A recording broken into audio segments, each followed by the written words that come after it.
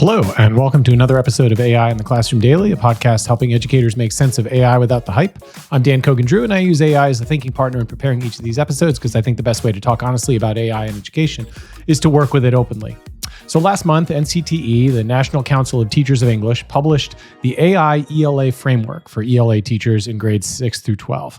It was written by classroom ELA teachers, 6 of them from districts in Missouri, Texas, New Jersey, Illinois, Pennsylvania, and Kentucky. NCTE is a professional home for English teachers in this country, and when they publish guidance on something, it deserves attention. So we're going to take a few minutes to talk about it today. This document takes the integration of AI into ELA classrooms seriously with real attention to student voice, bias, academic integrity, and the ethics of how these tools work. There's a lot here that I think is genuinely useful. There's also one recommendation I want to examine more closely, not to throw it out, but because the research has something specific to say about it, and interestingly, the document itself gives us the language to ask the question. So in the quick strategies section, the framework recommends that teachers, quote, use AI as a starting point for ideas while encouraging students to question, revise, and extend their thinking. That's the recommendation, and it's not coming out of nowhere. It's responding to a real problem that every ELA teacher knows, and we'll get to that in a moment. But first, turn to the definitions section of the same document, and the authors define a large language model this way: a type of AI trained on massive amounts of text to predict the next likely word in a sequence. It doesn't know facts, it knows the statistical probability of which word comes next. That's a precise and accurate description, and it raises a question the brainstorming recommendation doesn't fully answer. So let me start with the real instructional problem here. The blank page is one of the most persistent challenges in writing instruction. I've heard from districts where a named goal for a recent state test administration was simply reduce the percentage of students who left essay answers completely blank.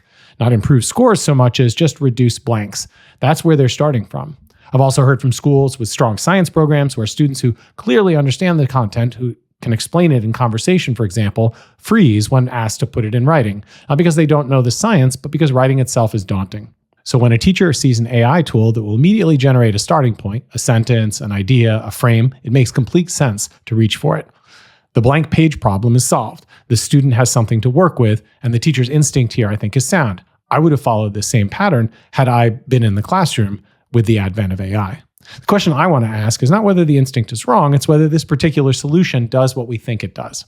The reason I ask that is because in June 2025, a study was published in Nature Human Behavior by 3 researchers at the Wharton School at Penn, Leonard Meinke, Gideon Nave, and Christian Turweich.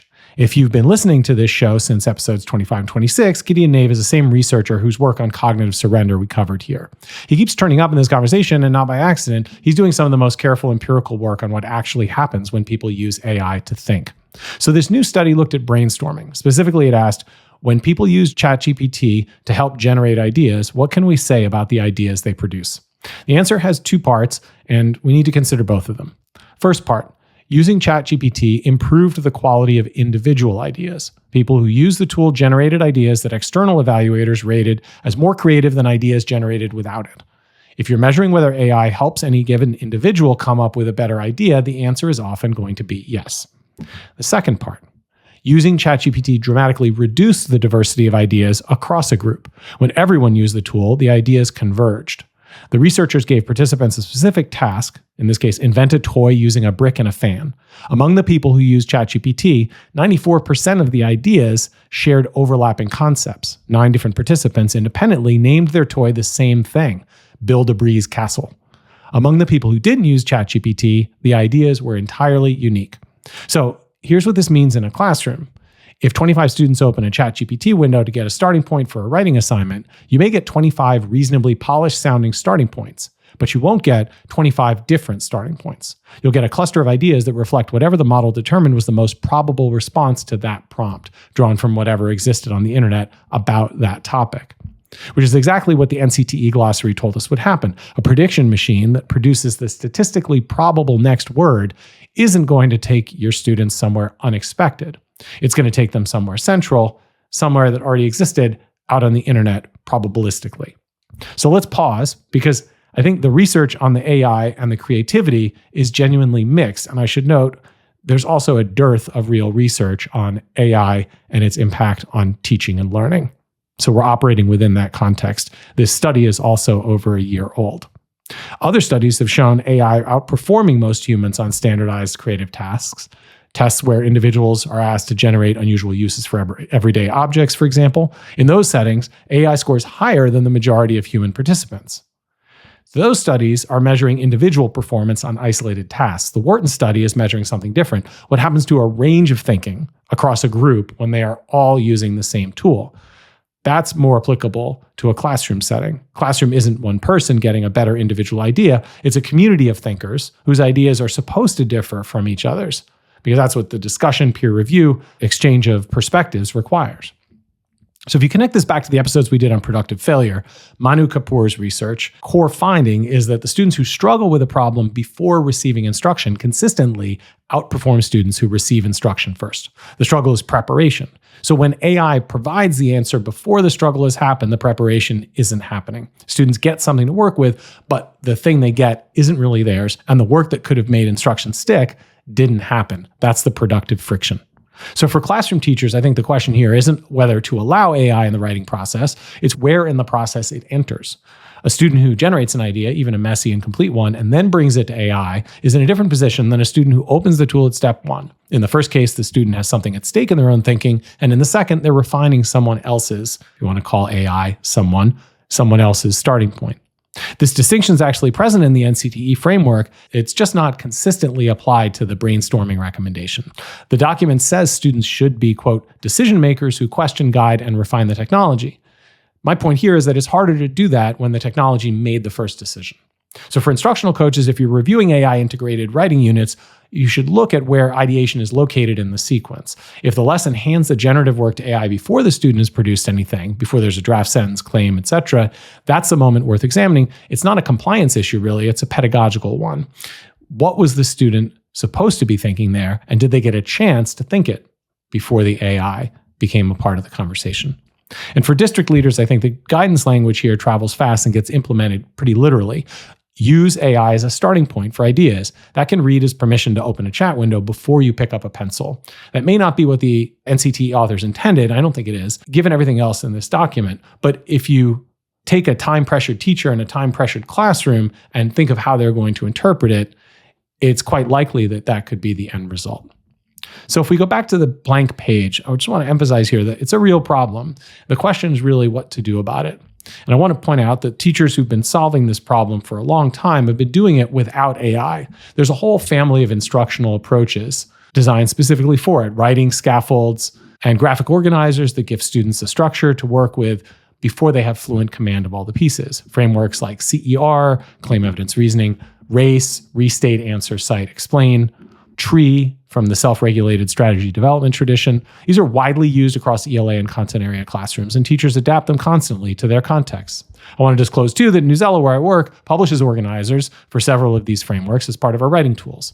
The Writing Revolution's Because But So framework sits in the same tradition.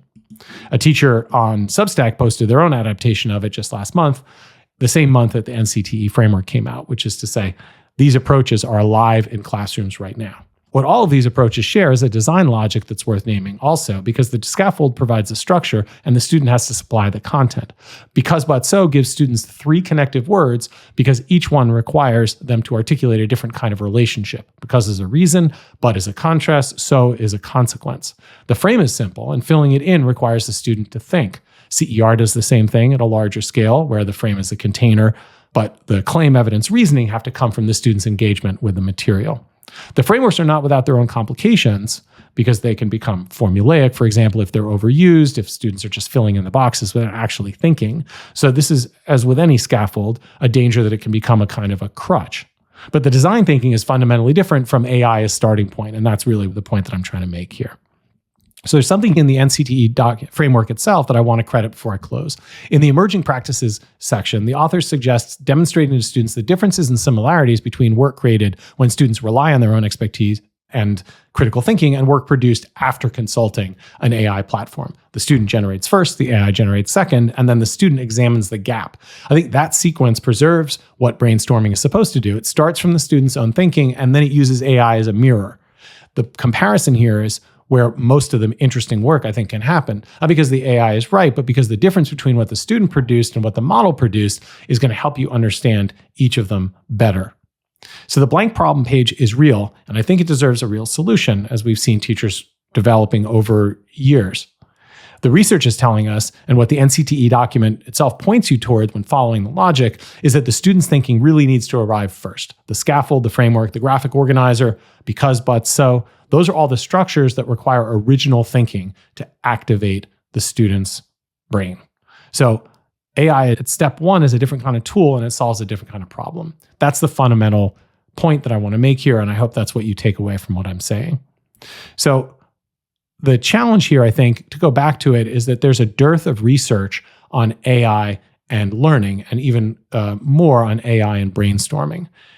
The reality is it's more complicated than either the enthusiasts or the skeptics tend to argue. It can improve individual idea quality and reduce collective idea diversity at the same time. Both of these things are true, and both of them matter for how we want to think about designing instruction. So thank you for spending a little time with me today, thinking through these issues, highlighting some of the challenges and the tensions. I would love to hear from you. If you're using AI to help students get started in writing, I'd love to know what you're seeing. Have you found a sequence that keeps their thinking at the center? And if you've used this sentence level scaffold approaches and compared that to what students produce when they let AI go first, I would love to hear some of those examples. Thanks as always for joining, and we'll see you next time.